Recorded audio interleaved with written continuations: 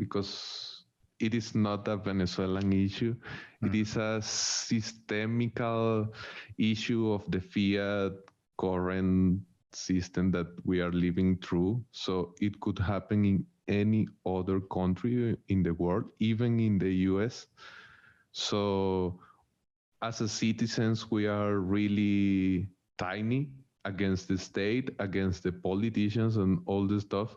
But if you find a group of tiny citizens that have similar ideas, you can build something that it it doesn't have to rely on those big games and all the stuff. So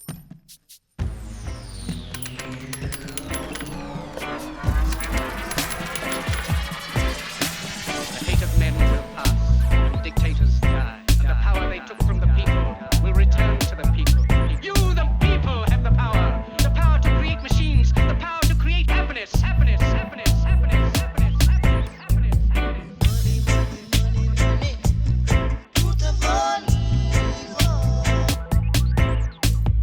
You, the people, have the power to make this life free and beautiful, to make this life a wonderful adventure. Venture, venture, venture, venture, venture, venture, venture, venture, venture, venture.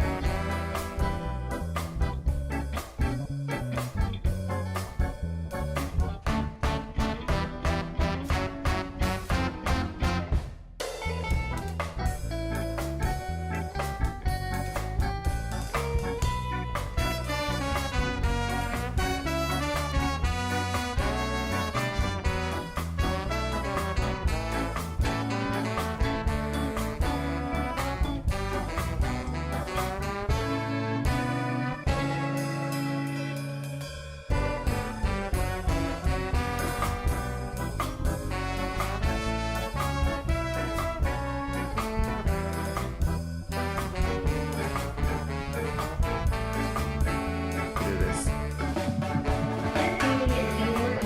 There you go. That'll tell you. All right. Start over that. Javi, Okay. welcome to One Love Bitcoin, my brethren. It's good to well, have you. thanks a lot. Thanks a lot, Brett, and finally doing this. Yes, we're finally doing this. I've been looking forward to it. Like I was saying before, I just messed up the recording, so we'll start over. But tell the people who you are, where you're from, and your Bitcoin story in Venezuela. Okay, well, thanks a lot for having me again. And well, my name is Javier. I was a crypto journalist back in the day in 2017 when I discovered these technologies or started to be engaged with them. And I was like writing news and writing articles, making interviews with cryptonoticias.com. That is a well-known website here in the Spanish-speaking community. And also I was a writer with Cointelegraph en Español, that is the Spanish version of Cointelegraph. And as you can see, it was all very focused on crypto, not especially in Bitcoin in my early days. So I became more Bitcoin focused and interested because, as Dred said, I'm in Venezuela. I'm living in Caracas. I'm from Caracas and living here since ever. And the economy struggle that we are facing, that seeing people in that days like eating for the garbage and people starving, stuff like that, and even close people that was having really bad time during those years. So it wasn't that interesting to me to see what are the potentials of the technology in abstract, like the blockchain and all the blah blah blah around that, but how Bitcoin could be useful and how it was being really useful already in that time. So I started to learn more about it and trying to use it and even earning my wage through Bitcoin.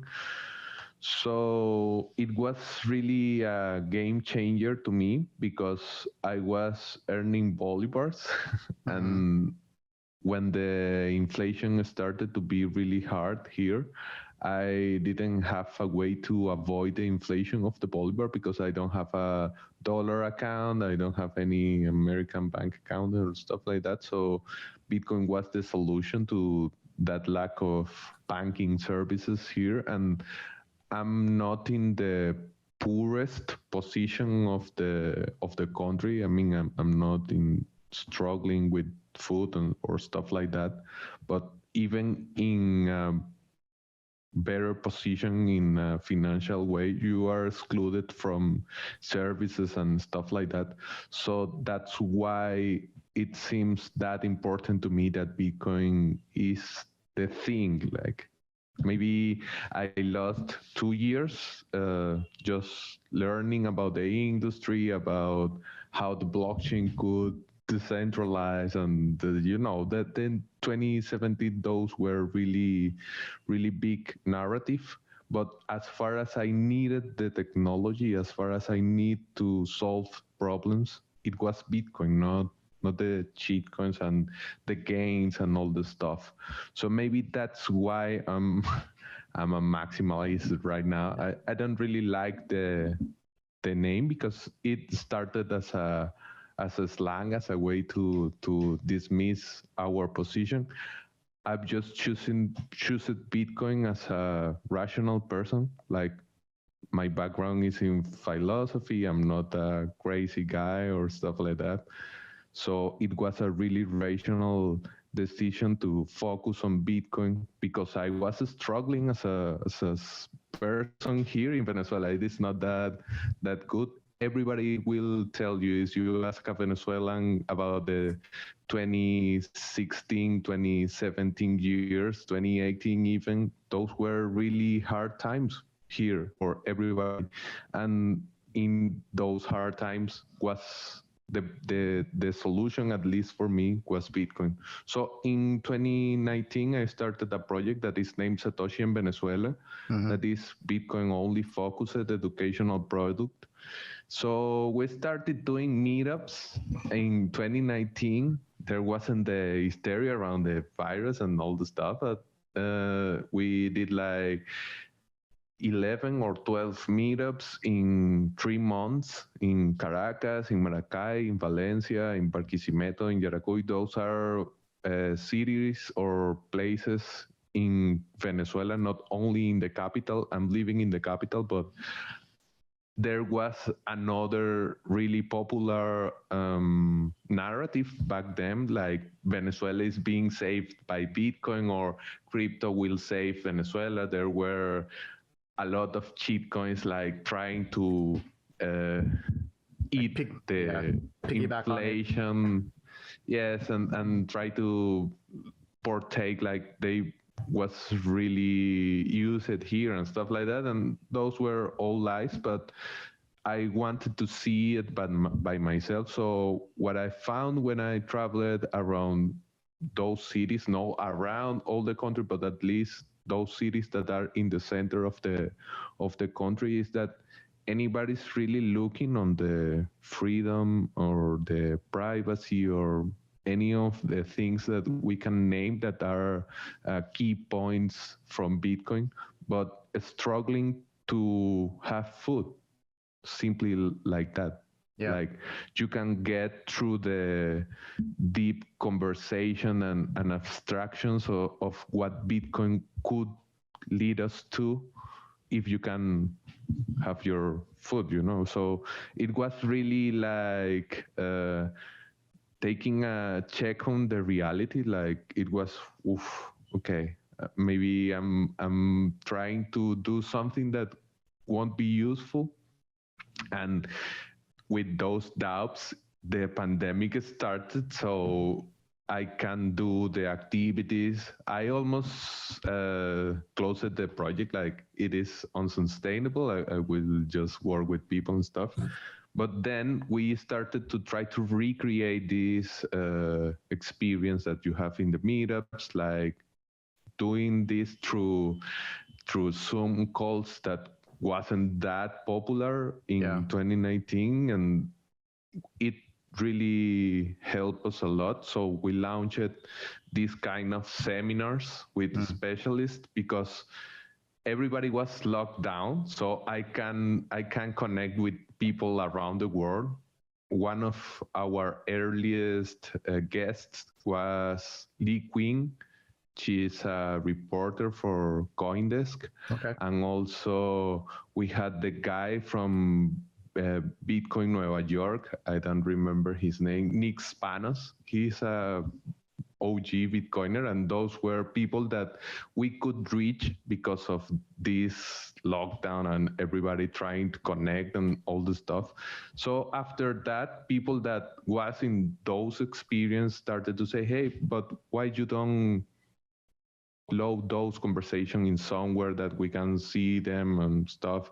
And when you open a Gmail account, you automatically have a YouTube channel. So the Satoshi in Venezuela YouTube channel wasn't that active at all. But I started to upload this conversation, and that became a podcast.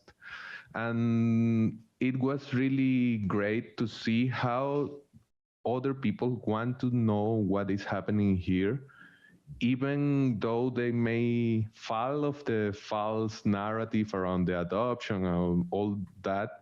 They are really interested, at least Bitcoiners around the world, to hear what is happening here. I have the opportunity to meet Peter McCormack when he was here. I was in his podcast too, and all the stuff, trying to show that other face that maybe is ugly, because it is awful to live through the fiat inflation and live through a hyperinflationary cycle, but it is also a kind of optimistic relief to hear people that, as me, have histories to share about how Bitcoin could change your life, or could be useful to change the opportunities or the lack of opportunities you have here.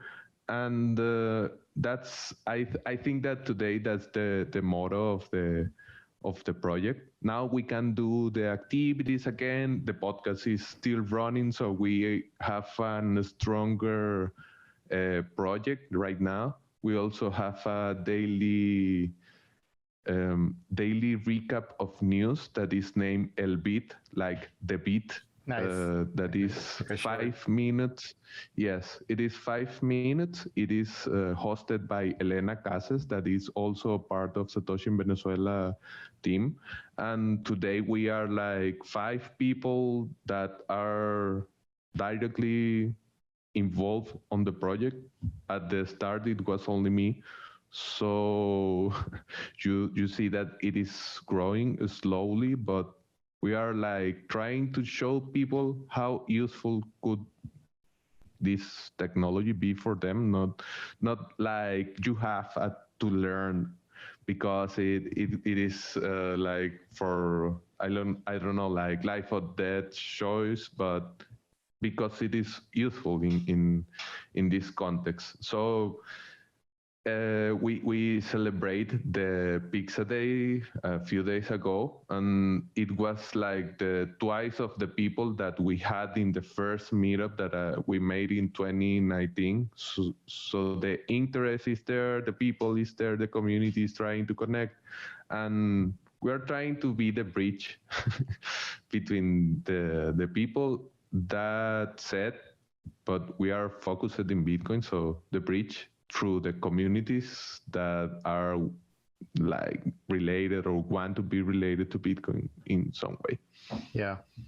Wow, that my brain is exploding with like a million different questions, but I want to start with the the hyperinflationary event that happened between 2016, 17, 18, or maybe even started before that. But a lot of people, even me, think about what that might have been like and the chaos that might have been ensuing when certain social norms broke, you know, when there was no food on the shelves in the supermarkets, when you realized that your dollars couldn't purchase gas or, you know, what you, well, maybe not in gas in Venezuela, but food, like what you need. How is it realistically, how is it on the ground there in terms of, you know, you living in Caracas and then tomorrow your friends calling you for help, or, you know, your family not having something that they needed? Like, what is the real feeling that you get living through that? No, it is really awful because, like, I had a friend, like, he called me one day, like, he doesn't have anything to eat. Mm.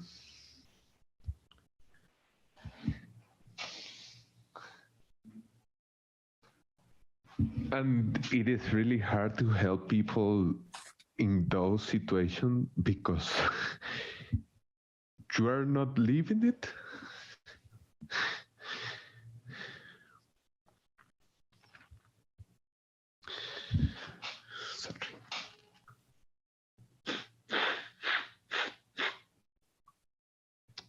So sorry, bro. But he's okay right now. He's living in Colombia. That's good. But it was really awful because I'm not living that disaster. I'm not the one that is facing those problems, but it's really awful to see people eating for the garbage and all the stuff. It is awful. And like not having the way to help your friends or family, it is awful. So and I mean, I'm not the one that is in the worst position here, but it was really disturbing times, like not having things in the places that you are used to go to buy them, and have to do lines to buy bread. And I was like younger. I'm 30 right now. I'm turning 31 in 5 days. Nice. But I was like studying in the university and doesn't understand why that happened. And now that I'm kind of understand that are the politicians and those decisions that they make that make your life so miserable, it's worst because I didn't choose them to be the ones in power. So it's awful. It's awful. I think that all people have different touching histories about those times, and maybe that's why we feel this kind of relief today, because the dollarization, that de facto dollarization of our economy is carrying a lot of good to the market, to the places, and all the stuff here. Like the Chavismo is holding the power stronger than ever, and we are not because of the support of the US dollar, right? Yes, and we're not going to have any political change and any stuff like that, but at least we can live through the disaster, and there are a lot of more people that could go to the dollar or to other options. My option was Bitcoin, and I'm more than up than the people that is choosing the dollar. But at least if you can jump to another monetary system that is not collapsing, that is not forcing you to spend your life like earning sand. Yeah.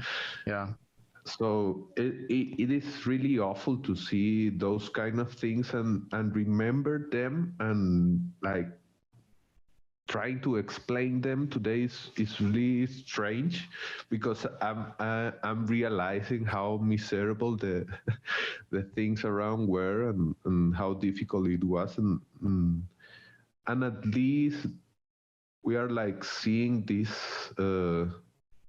relief through the dollarization, but it is not enough. It is not enough. We are not free people yet, and that's why I think that Bitcoin is important, because even if you don't have the means to accumulate, to stack sats and all the stuff that people tells, that's not sustainable here. I cannot hold forever and stuff. I have to eat and stuff. But even in that position, Bitcoin brings to the table the conversation about freedom.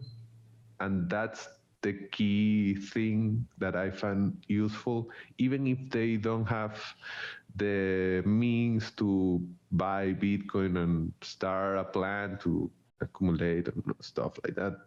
You are bringing the freedom ideas to the conversation through Bitcoin, and it is a good way to rebuild the social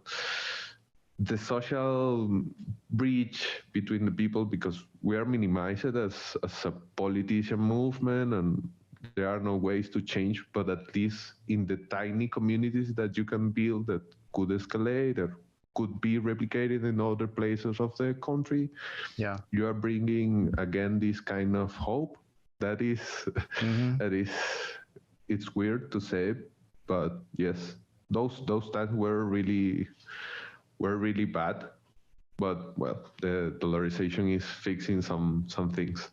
Yeah. I am sorry that all that had to happen for people to start trying to realize what's because we weren't taught that, right? In school, no one really understood what inflation was or how bad it could get.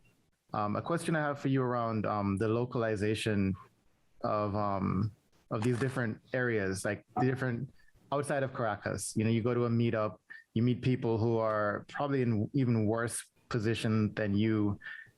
This has happened to me in Jamaica as well, and their time preference is different by necessity. They don't really want to know, you know, what this technology can do. They don't really want to know that, oh, if I switch to this sound or money, then the inflation rate will not affect me because I will have. They don't care. They really just want to know, how can I get something in my fridge for my family today? You know, I don't want to know about your your long-term plans and your you know, curve and your supply demand. I don't give a shit. How do you talk to that segment of society? How do you tell that group, that community, that that this still does help them too, when the sound of you know, what I need now is so loud? I think that that's really hard to do. I never did do that by myself. Like I'm always trying to talk to people that I know that at least have the basic things covered, because it is really disrespectful and also out of touch to talk to people abstract concepts and things that could help to fulfill their necessities in a better way, but they will not even care about what you are talking, because the necessities are tangible things that are happening every day, not abstractions and things that could be solved by through the hyper Bitcoinization or through the stock to flow, blah blah. Any of those things, I think that works, and I'm in the camp that I'm not see Bitcoin being that useful to the poorest of the people of the world, like not from them personally, like being those that hold the coins, and not in that way. Maybe the adoption of Bitcoin could, like, for a disseminational effect, affect those kind of stratum of the people, but I don't think that it solves the poverty. It can solve the inequity in the world. Maybe make it more more truth. Like I don't really know, but it's hard to connect a conversation with people that even doesn't have internet connection. Like how do you talk about something that is internet native to people that has never ever touched the internet connection? Because we have those kind of poverty and profiles of poverty here in Venezuela. So we are living in a time where inequity is really high, and at least there are a bunch of people that has the minimum means to start to learn about Bitcoin. But again, it's not that Bitcoin will solve the disparity and all the stuff. It's hard to say it, but they will be living in this same model, probably choosing it against the freedom that Bitcoin could lead to, or stuff like that. And it's hard to go through another stage of abstraction of the world and the values of the world and all the things that we know that Bitcoin gave you, if you are attached to your daily necessities. And as you said, like, I need the food in my fridge, so I don't give a fuck if you have this freedom tool. Yeah. What would be the one, like, I guess the simplest message you can give to a community or a person? Because I can think of many people that I know in Jamaica that are in the same position where, you know, they either don't have internet access where they are, or, you know, even if they have a smartphone, the smartphone probably does not have data because the data plan is too expensive. What could you tell somebody that would at least put them on the right track, you know, whether it's through, you know, them learning for future opportunities or them just changing their mind about what their current education is, because it's usually wrong? You know, what's the one message you could give them?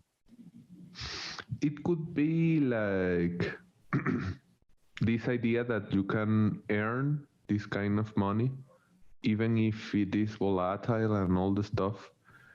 You can earn through your work this kind of stuff, and being connected and could understand better all that after that.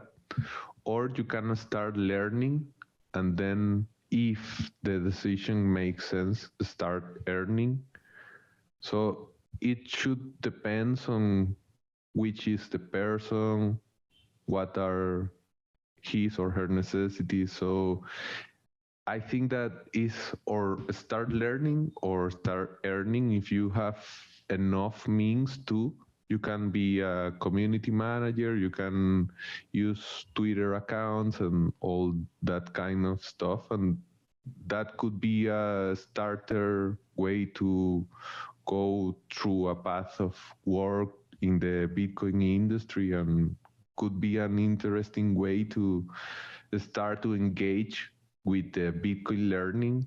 Yeah. Because at the end of the day, if you understand why Bitcoin is volatile against the dollar and that's kind of stuff, you see that earning that in the long term will be useful. So if you can have those those learnings, so find a job or learn about the technology through your normal life. You don't have to become a Bitcoin 100 of your time devoted to Bitcoin or something like that.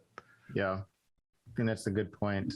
That's two good points, learning and earning. I like the earning part a lot too, because if you think about it, it can transcend the barriers that we talk about in terms of needing to know how to use Bitcoin or needing internet access or needing, because like if you're lifeguard on a beach, or you're cleaning up an area for the community, or you're, doing a renovation, whatever you're doing, you can earn and somebody can pay you. It could even be someone outside of the country that could pay you without you needing internet, without you even needing a wallet. You could need nothing. They could just put it in a custodial account for you until you're able to get it yourself.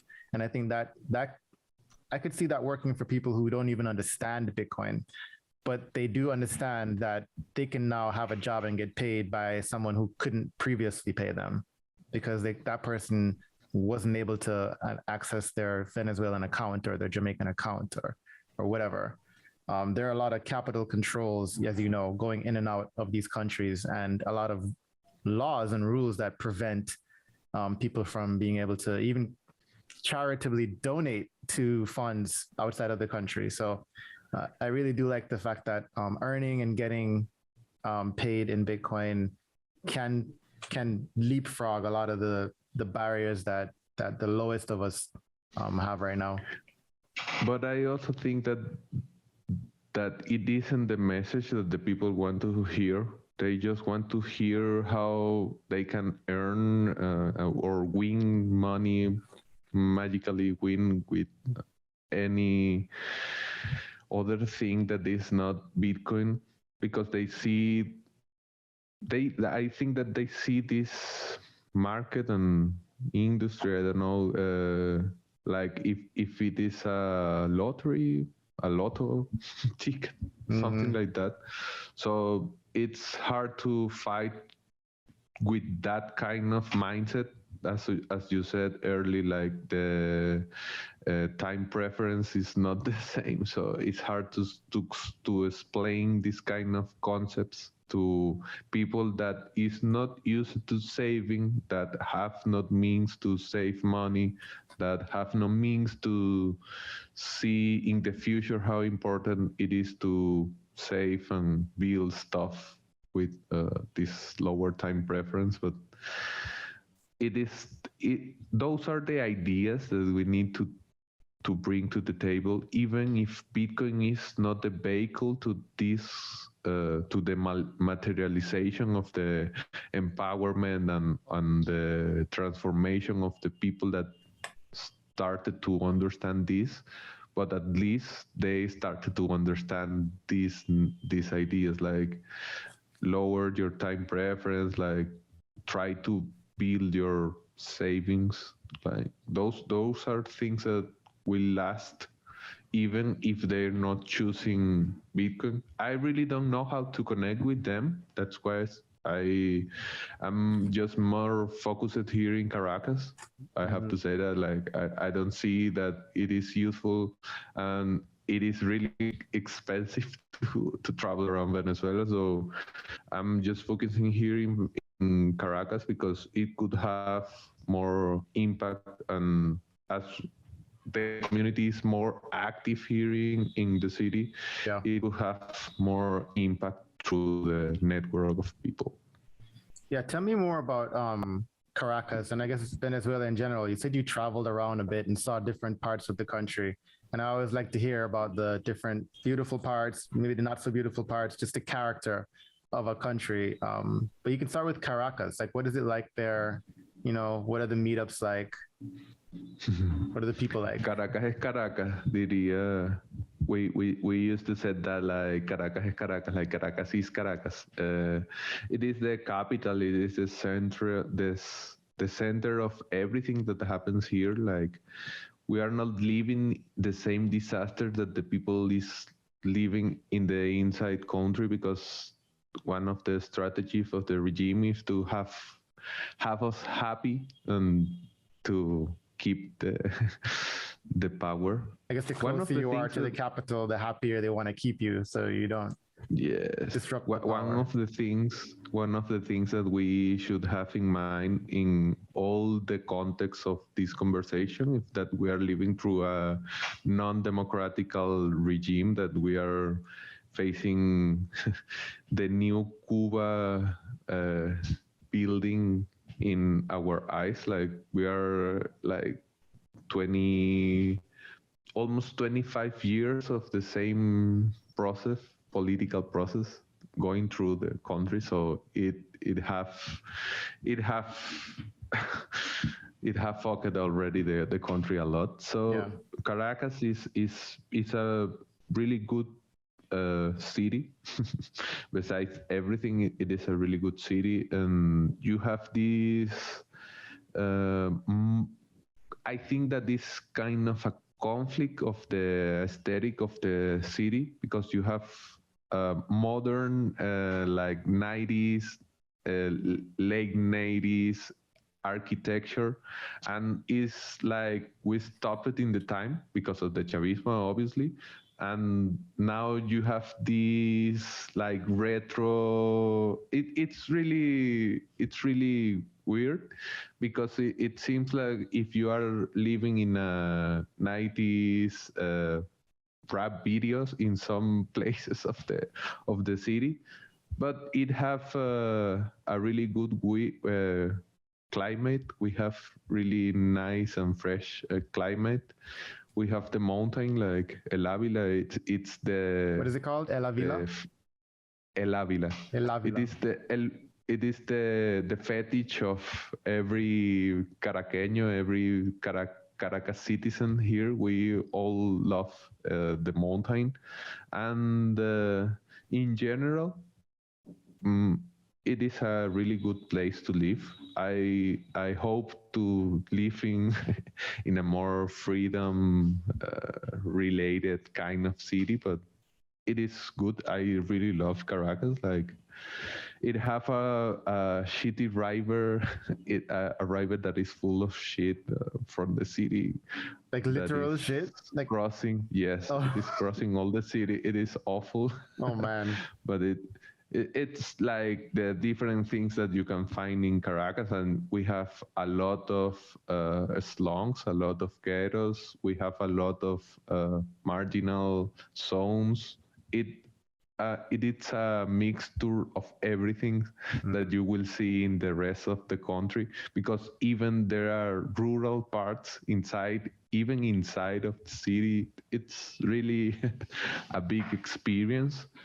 I'm not that bullish on recommending people to come here, but if you want to come, it is not that dangerous as it was in the last years, because Venezuela is like having a good relief, as I said, because of the polarization. Yeah. And you have a lot of other beautiful places in Venezuela. If I'm not a Caracas maximalist, I probably will be a Mérida maximalist. Mérida is in Los Andes. We in Venezuela share Los Andes mountain system with all the Andinos countries, with Colombia, Chile. Every different country has their Andes, and in that region there is Mérida, that is a mainly mountain state, and it is colder, and it is more beautiful in a natural perspective way than Caracas. It is also the house of one of the biggest university here in the country. Like, the capital of that state is almost the university in different parts of the city. Okay. And it have a lot of different touristic places inside of the mountains, different magical villages. Like, they live like 100 people in a village, something like that. Wow. There are really good places there in Mérida. We also have in the south one of the oldest places in the earth, like the Tepuis in Bolivar, at southern Venezuela. We have those really big, almost like buildings for rock. They are really ancient, and that region is really rich in minerals and stuff. And we, as the oil prices were declining and the regime have to find ways to to rebuild their own wallet. They started to mine gold in places that they are simply destroying yes. They have something that is named El Arco Minero, that is a mining operation, a really big mining operation in Guayana, in this place where that I'm describing, that is almost attempting to those beautiful places that I'm just mentioning, the Tepuis, Canaima, all the stuff. And we also have the central region that I described. They are not that big as Caracas, but work similarly, more related to the capital of the state and all that happen inside of those states, and they are really rural outside of the capital. And we have a really good island in the Caribe that is named Nueva Esparta, or La Perla del Caribe, that is in our good times, it was a really touristic point in the Caribbean. Maybe not as Bahamas or all of the tiny Caribbean island, but it was really popular back in the day. And we have every different natural thing that you will find in all different places in the world. We have like the little short version here in Venezuela with all the different climates. We also have a kind of little desert that is in the west of the country, in Falcon. So in general, Venezuela is a really good touristic destination, but our touristic industry is horrible. So I'm not recommending people to come here. If you are used to a high level tourist, like you want, I don't know, Wi-Fi in your... Yeah, you're like an eco-tourist, you don't care about all that stuff. You have your backpack and you can just go in the wilderness. Exactly. Yeah. Exactly. And if you don't know Spanish, it is preferably that you travel with a Venezuelan, not alone, because it's still being really dangerous to people that is not from here, because the people will tend to think that you have a lot of money, even if you are just like looking what is happening in the country. They will think that you have a lot of money. So in general, it's good if you have if you want to come. I could be your handyman, but if you don't know anybody here, I don't recommend you to come to Venezuela, because it is dangerous. It could be really an awful experience. So yeah, it sounds, man, we so much connecting in terms of the stories you told me about the different parts of Venezuela and Kingston and Jamaica. It's up to maybe 5-10 years ago, people would have said the same thing. Like, don't come if you don't know a Jamaican, especially not to Kingston, because, you know, the different areas, the different slums, and they'll look at you as a tourist. Automatically, you have money because you're a tourist. A couple questions. There's so many different places. You have a mountain, you have the islands, you have the desert. It's like a whole world down there in Venezuela. Are the mountains where I'm guessing that's where all the coffee and different things are grown, the natural from the ground? Do the people that live there, the villages and the natives that live there, do you see a more sense of freedom from them, or a more sense of liberty, where they don't really care as much about what the regime thinks or what it's doing, because they are, I guess, in a sense, more self-reliant on, you know, like they grow their own food, they have their own local farmers, or, you know, stuff like that, as opposed to being reliant on the government? Or is it kind of across the board, everyone feels the same oppression? I think that they are more free than we in the city, of course, but they are they have a lot of more problems that relies on the regime decisions on what is good to or where is good to deploy money to maintain the people happy. Because if you are in the, I don't know, like let's say in the Los Pueblos del Sur in Mérida, like it's a really far region inside of Mérida, and you have like 72 hours without electricity. Even if you can grow your food and all the stuff, you are relying to the government to come and fix these kind of things. Yeah. And they are too far of what where the centers of power are. So it's hard to be in those kind of places, even when you can find some kind of relief from working through your own means and growing your own food and all that.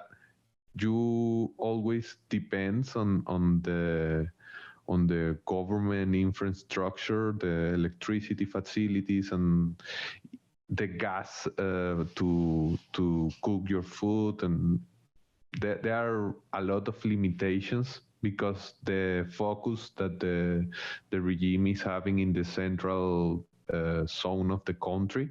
And I think that they also feel like more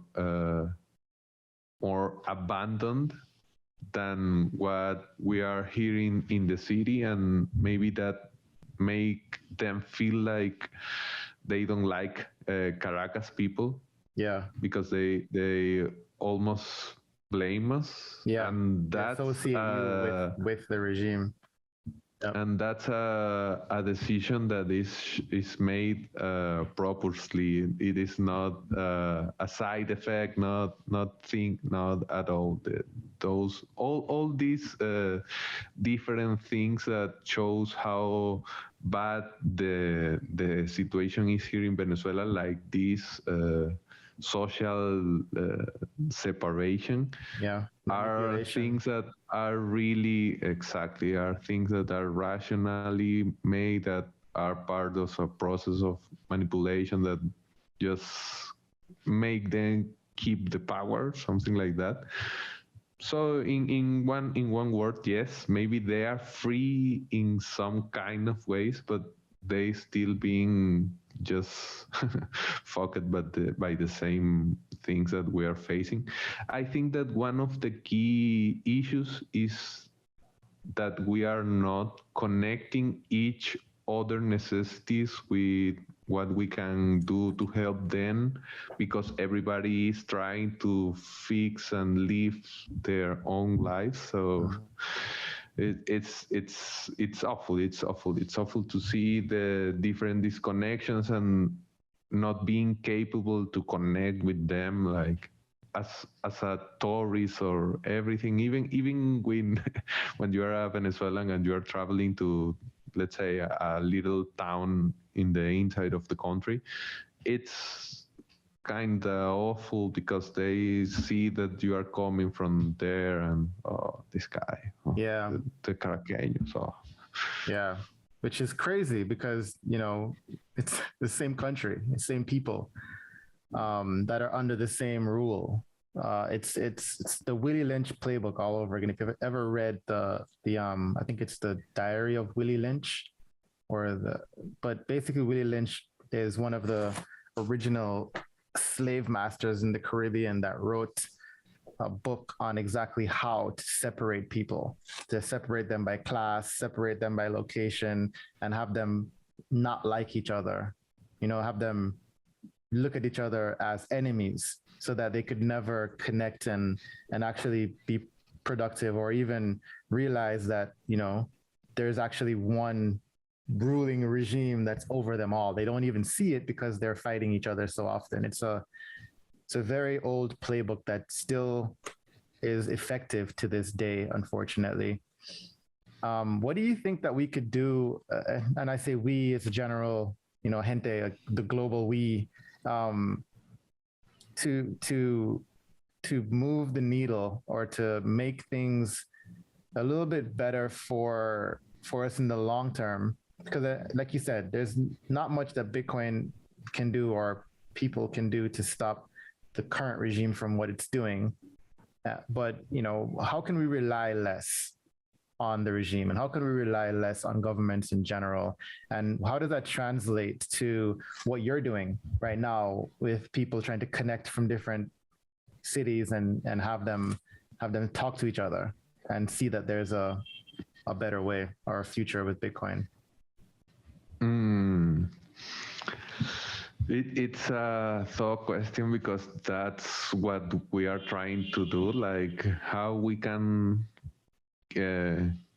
get beyond what the regime can do to our reality, how we can just ignore them. Like, I think that the majority of the people simply is ignoring the fact that we are living through a regime, and we are not having any political freedom at all. And the relief that I've been mentioning a lot in the episode about as an effect of the dollarization is also linked to this idea of just ignoring the politics. And I think that this is a common thing that is happening around the world, not just here in Venezuela. We are just doing this because we want to live. Like, I can summon my life to a political change because I'm a human being. I will die sooner than the political change will have an impact in the history of the country. I won't last to see the history of the country. So as a human rational being, I'm just ignoring politics. I'm just not like helping them to get the crypto narrative and things that they are trying to do. I'm not helping and not engaging with them. I'm just trying to do myself and trying to help the people that I can connect with.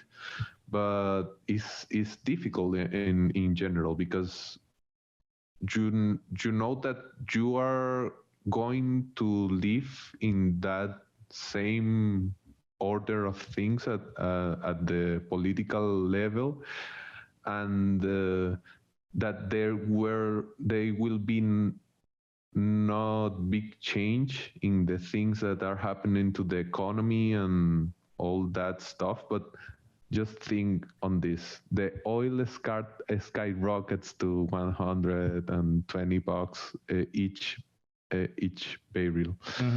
But the corruption here is the same. The people that robbed the last bull run that the oil had is the same.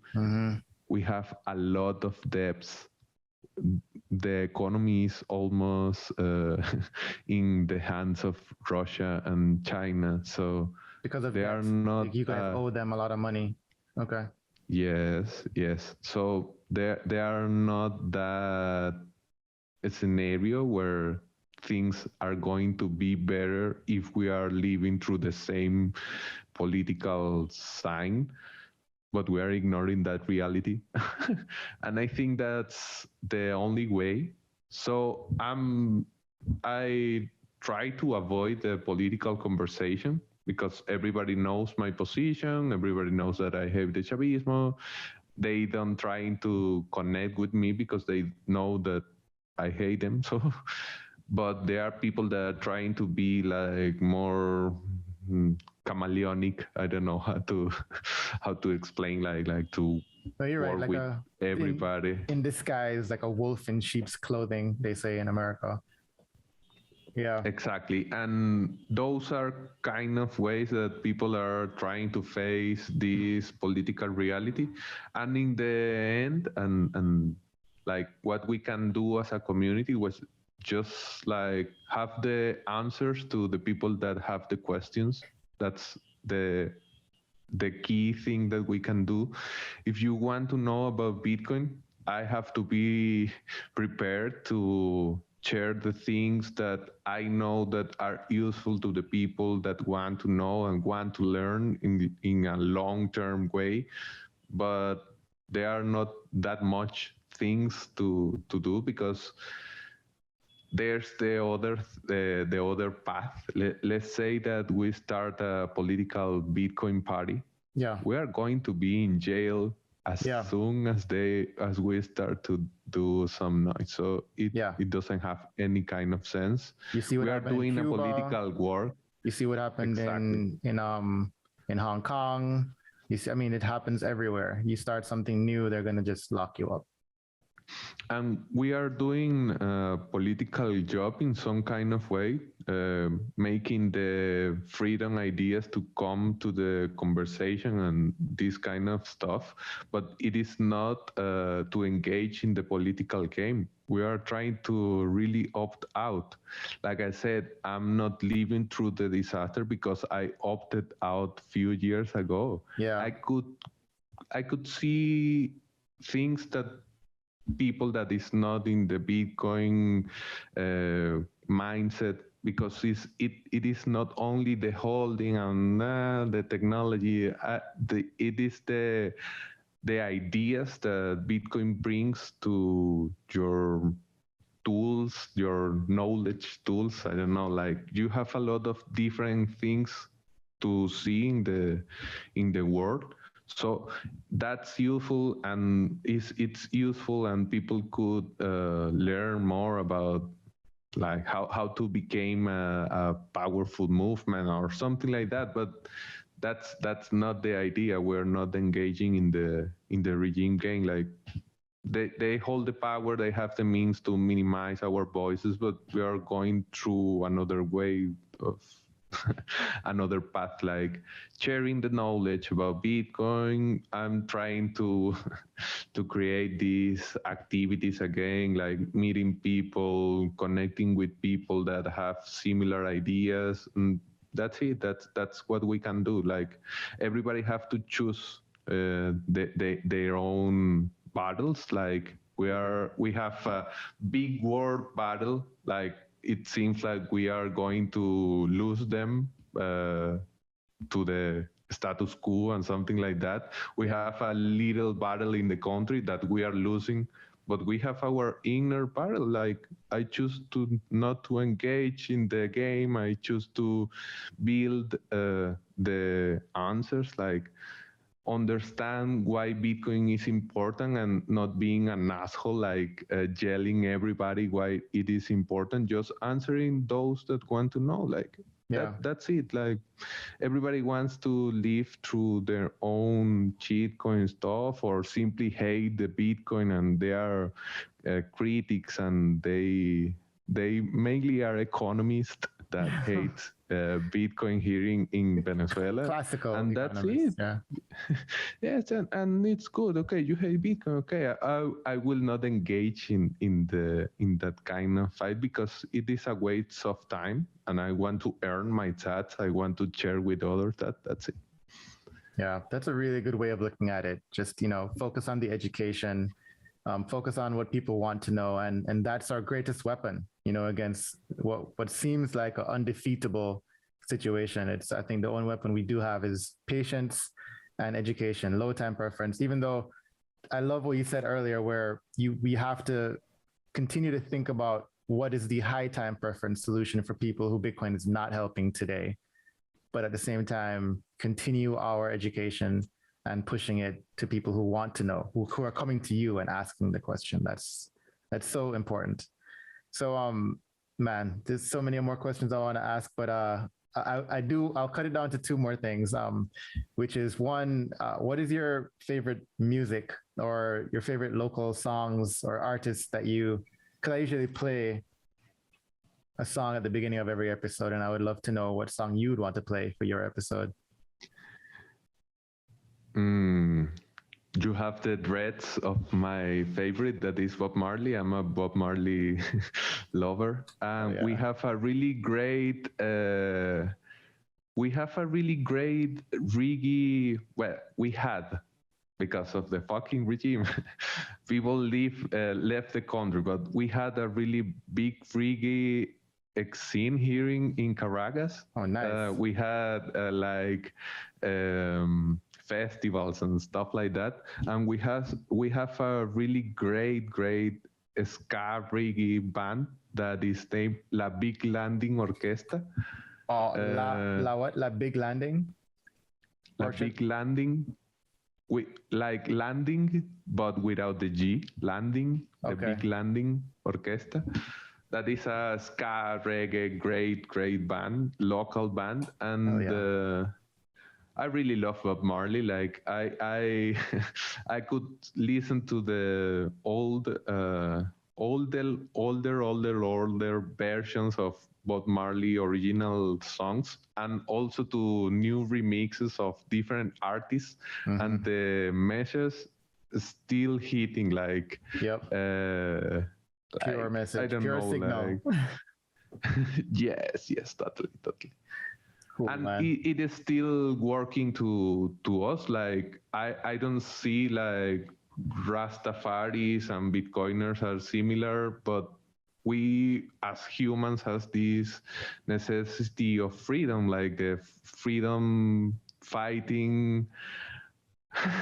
Yeah, that's all we sing about is freedom and realizing your power, like your individual power within you. I is like me.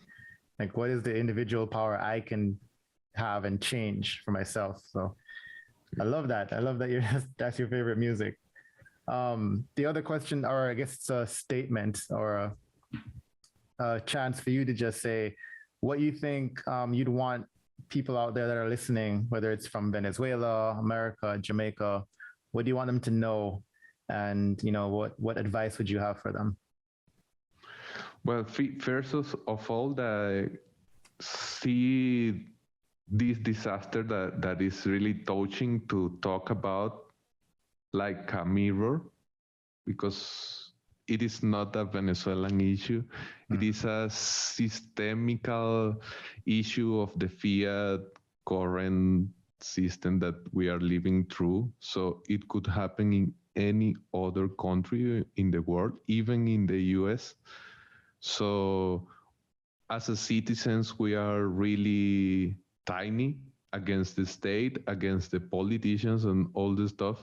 But if you find a group of tiny citizens that have similar ideas, you can build something that it doesn't have to rely on those big games and all the stuff. So you have this kind of opportunity to see the things that gave us, that lead us to what we are living today in Venezuela.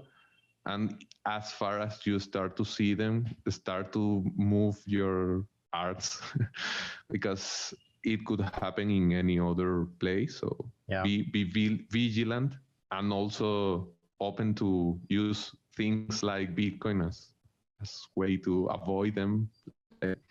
Yes, I agree.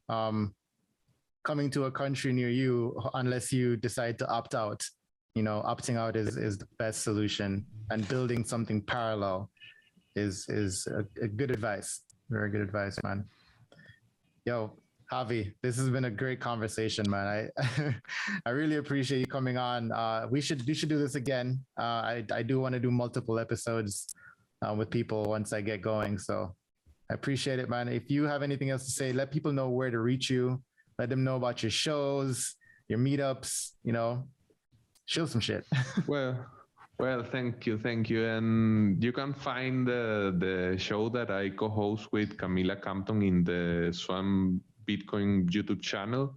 I'm also have a Bitcoin podcast that is mainly in Spanish, but you can find some episodes like with Sailor, with Adam Back, with Odell that are in English, obviously.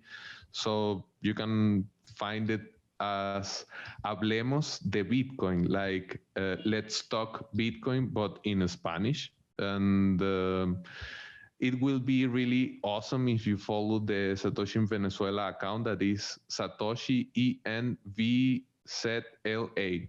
Satoshi EN VZLA. That is Satoshi in Venezuela. It is The in show notes too.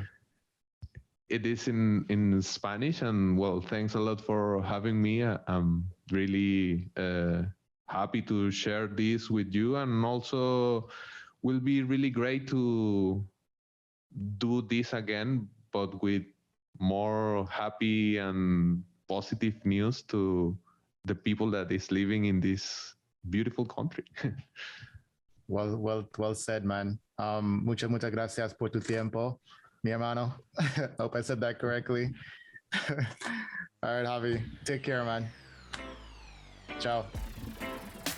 Bye.